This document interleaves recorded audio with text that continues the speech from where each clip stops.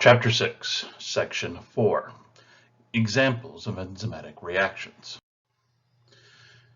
In this section, we're going to be looking at, as it says, examples of enzymatic reactions, and we're going to be looking at what's actually happening in the active site. First one we're going to look at is a protease known as chymotrypsin. Chymotrypsin catalyzes the hydrolytic cleavage of peptide bonds. Ends in A, so it's an enzyme. What prefaces it tells you what it does. Protease. It's an enzyme that goes and cuts amino acids.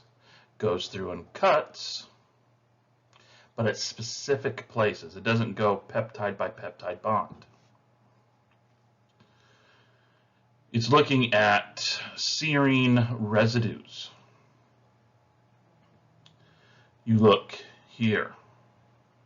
What you see is the amino acid chain laid out as the primary structure.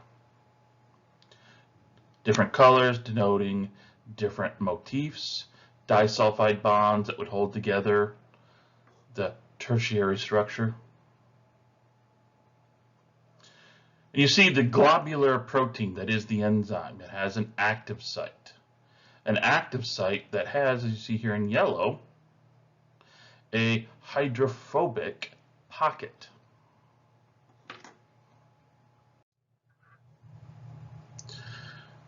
Acetylation and deacetylation.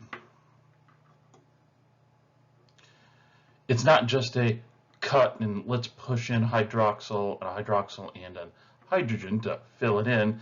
It turns out there's more nuanced than that.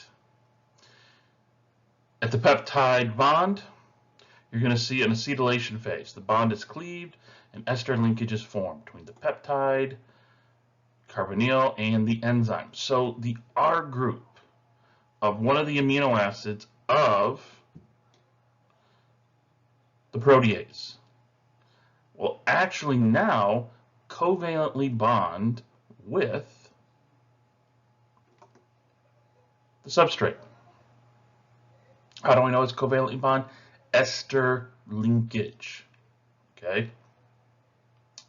Think back to your 244, biology 244. Ester linkage, that's the linkage that we most commonly associate with lipids. Acetylation, ester linkage form. That ester linkage is then hydrolyzed and the enzyme regenerated. E plus ES, EP, or E plus S, ES, EP, E plus P. This right here, we're looking at that ES, EP. This is what's happening during the transition stage.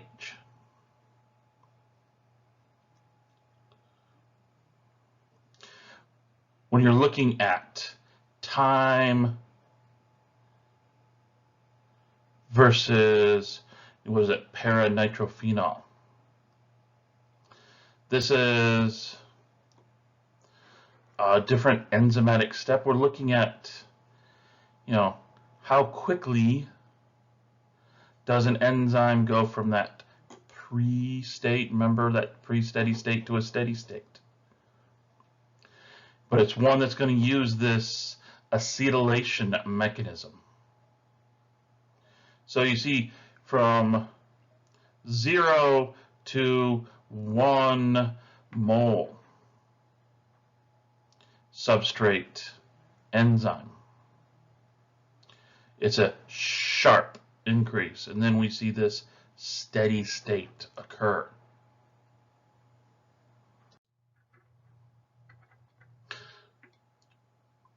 The chymotrypsin, when we look at the chymotrypsin, what we're seeing here is something that's a little bit different. Here, chymotrypsin is a protease that its shape is dictated by or influenced by pH. pH 8, histidine in the 57, and the isoleucine in the 16. One's unprotonated, the other's protonated. You do a shift of pH down to 7. Or at a pH of 7, you see a shift as you go from 6 up. Boom. Changes in our rate of catalysis.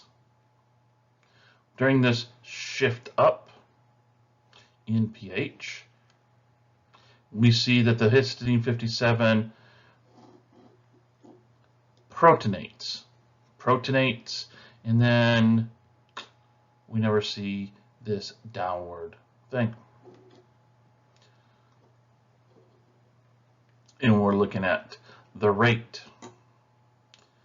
The transition above pH 8.5, right about here, when you're looking at velocity and you start to see this decrease, the rate of catalysis still remains, but our Km, that point we start to see that it tanks, starts to go down. So while velocity, the greatest maximal velocity is around pH 8, below 8, decreased, above 8, decreased. It's all going to be tied into this protonated, unprotonated histidine 57.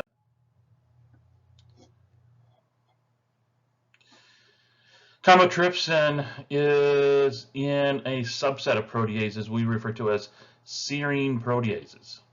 Serine proteases, they do their cuts, well, like it says, at serines. It doesn't go peptide bond by peptide bond. It goes and interacts with the protein substrate at serine residues.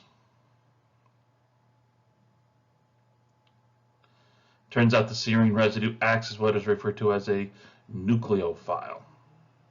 Allows for acetylation to occur at the serine 195, specifically the oxygen, as we're going to see in a few slides. You end up with what is referred to as a catalytic triad. Hydrogen bonding with the rest of the amino acid. The chymotrypsin, specifically at serine 195, links to histidine 57 and 102 of the enzyme.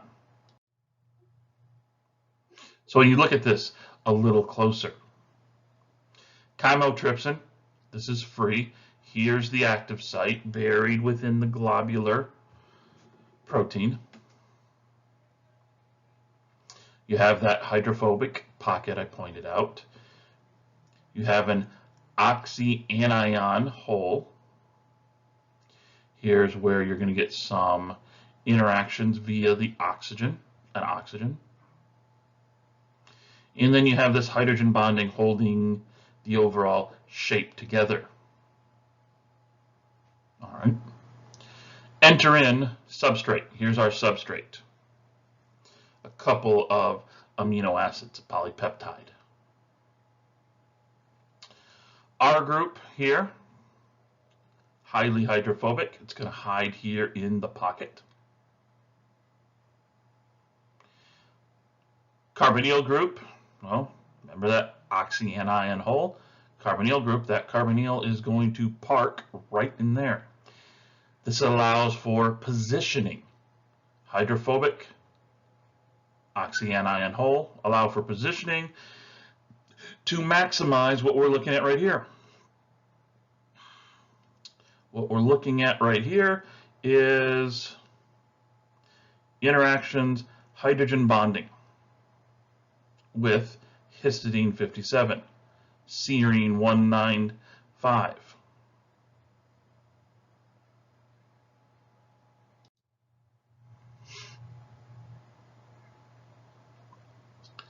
Histidine 157, serine 195.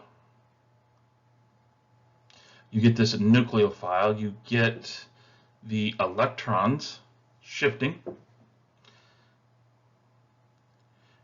starts shifting, moving who has greater affinity for the ion, for the electrons, the hydrogens. As this is occurring, you see a destabilization and a shift. You get a short-lived negative charge on the carbonyl oxygen right here.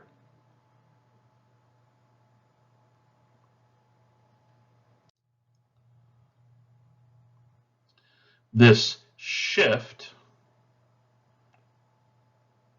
is giving it a slightly negative. This is highly unstable. Okay, it's not going to last long. So you get these shifting of who's bonding to whom. This carbon-nitrogen gets shifted. That bond gets shifted, and you get release of an amino acids.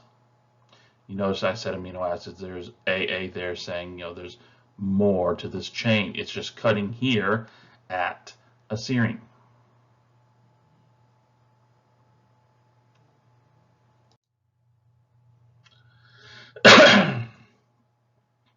Well, you have an open bond.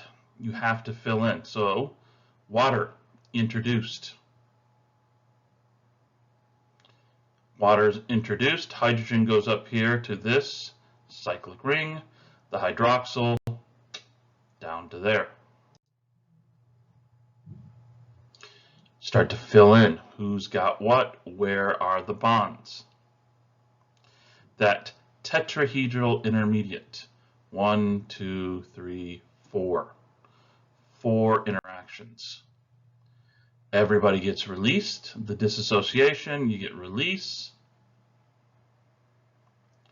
Acetylation. And everything resets.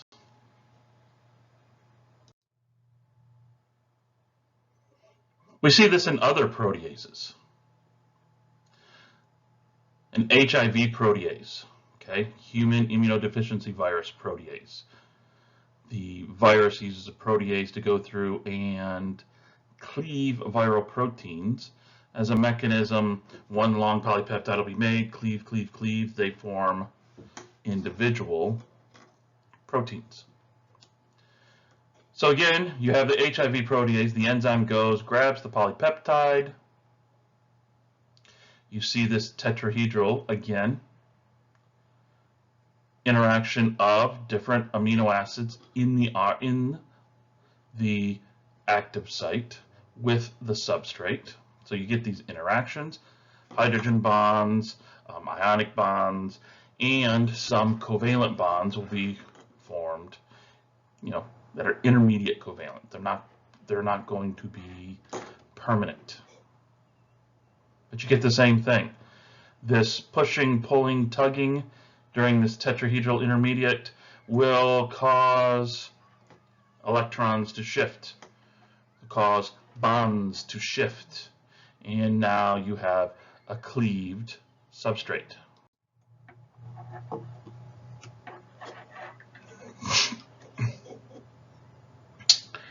That is, we have a set of drugs: indinavir, nelfinavir, lopinavir, saquinavir. These are what are referred to as the protease inhibitors. These are part of the HIV cocktail. The HIV cocktail is not an actual drink cocktail. No, it is a collection of drugs that must be taken as a means of treatment for the HIV infection in the hopes of postponing the onset of AIDS. If you go and you look at each of these drugs, you look at them, you squint real hard, they kind of look like polypeptides. What they're supposed to do is get into the active site and act as uncompetitive inhibitors. Oh no, sorry, not uncompetitive. These are going to be a form of competitive inhibitors that's irreversible. They're hoping, they think.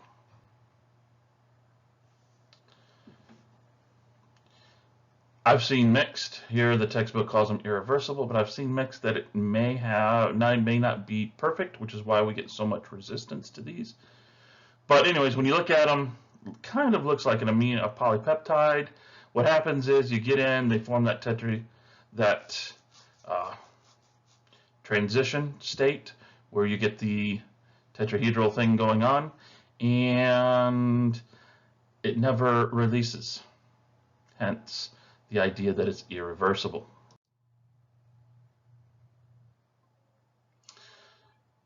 Another enzyme example, hexokinase. Hexokinase, yeast hexokinase. It's a bisubstrate, catalyzes a reversible reaction.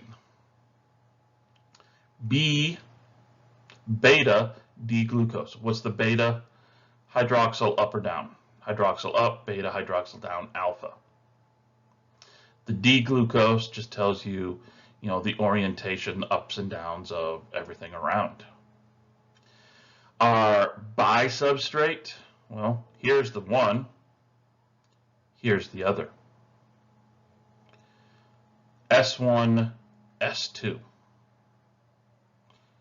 How is this different from other times where ATP is hydrolyzed and that inorganic phosphate is added to an enzyme to give the energy? Well, here it's not going onto the enzyme, it's going onto the substrate. So yes, there is some energy that's being used to add this phosphate group here, but most of it's still going to remain in that bond. Glucose to glucose 6-phosphate, first step of glycolysis. What we see happens that when glucose and the magnesium ATP, when they bind in here, the binding energy that's there with the ATP will cause a conformational change in the enzyme. Remember, we've talked about it in previous section, that the enzyme shape is not rigid. This induced fit, that when the true substrates are in the active site, the enzyme will change shape to bring more of those R groups into closer proximity of the substrate to aid in getting to that transition state, the ES to the EP.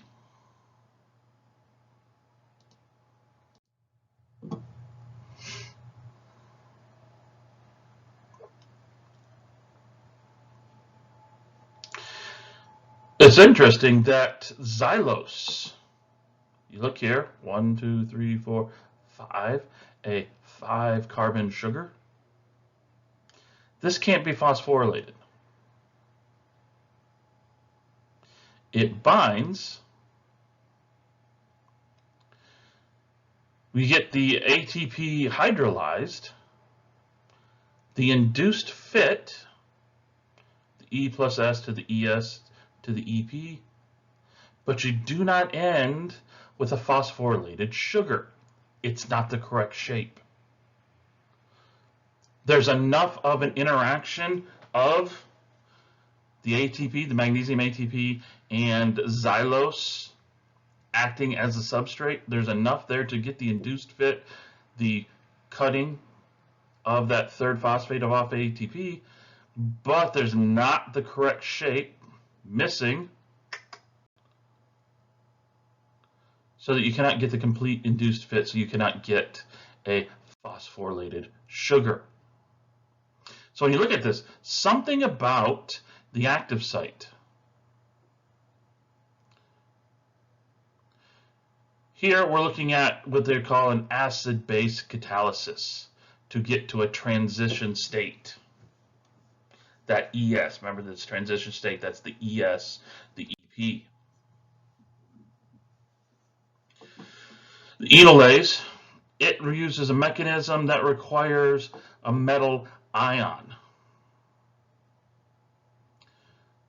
Dehydration of 2-phosphoglycerate to phosphoenolpyruvate. Now we're getting close to the end of glycolysis. Enolase removes this hydroxyl. This hydroxyl is removed as well as that hydrogen, and we get a carbon-carbon double bond here.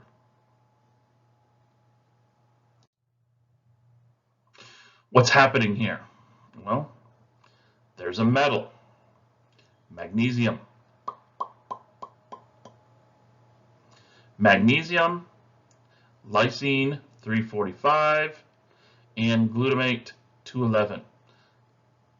Here are our points of interaction in the active site.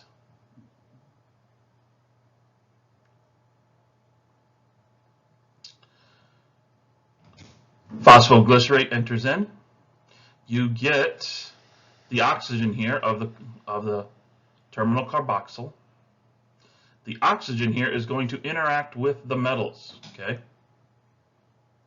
We see that we're going to have a shift in this bonding here. This carbonyl group will shift. Who's being bound where? So we now see that shift here, carbon-carbon double bond. This hydrogen now is going to associate with lysine 345. We're going to see shifting of this bond here, this electron pair is now going to shift to the 1,2. It's carbon 1, carbon 2, and we're going to end up with a double bond here. What was above is now below. Down here you look and this is, here it all looks flat planar. We see here that the things are in 3 dimensions. So they're not all attacking on the same plane. 3-dimensionally, the magnesium's back here, lysine to the left, glutamate to the right.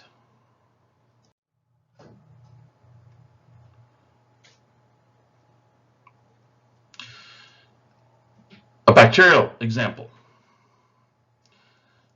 Turns out bacteria, the majority of them have some form of a cell wall, thick or thin. They call that cell wall peptide. It's composed of peptidoglycan. Peptido, amino acids, glycan, sugars. So you have this sugar protein cell wall, rigid cell wall. The strands of sugars are going to be cross-linked. Strand of sugar really is not that rigid. It's like, a single string is not that rigid, but you start interconnecting them. Yeah. 1 or 2, not so much. 1 or 2 million interconnected side by side. Yeah. Now you start to see a little bit more. The transpeptidase, the peptidase means it is going to make this cross link.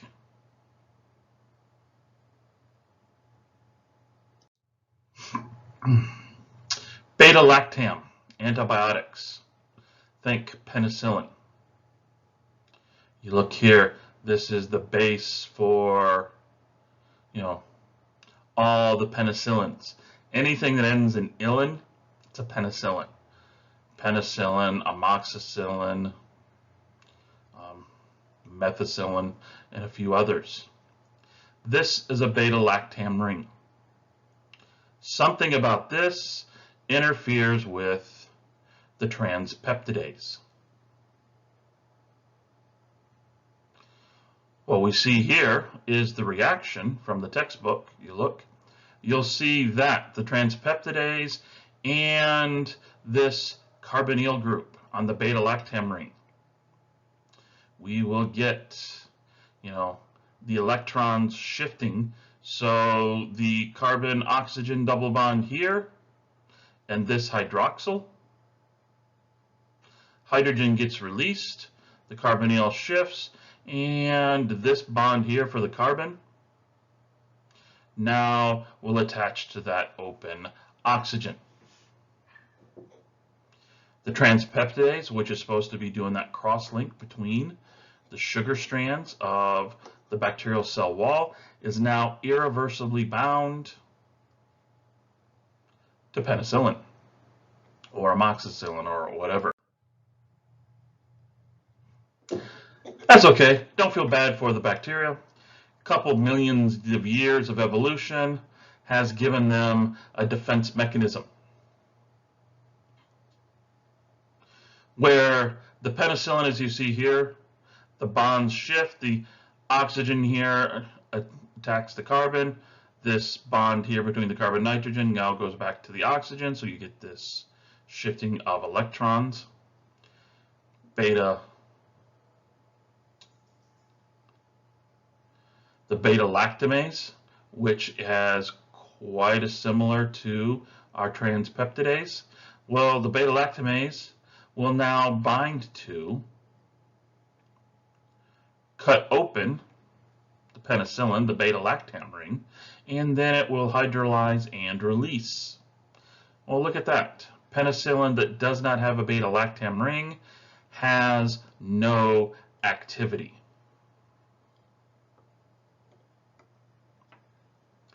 Take other beta lactam containing antibiotics, and you get roughly the same thing. But here, where you have an R group on the penicillin, be some other form of cyclic ring out here. Well, here instead, you're going to see lots of these electrons shifting, causing bonds to shift. Oxygen here attacks the carbon. This carbon-nitrogen bond shifts over. This one shifts, until you now have beta lactamase bound to the inactivating clavulanic acid. One of these two mechanisms that we see here is what is going to be used to inactivate any antibiotic, any compound that is utilizing the beta lactam ring to bind to the transpeptidase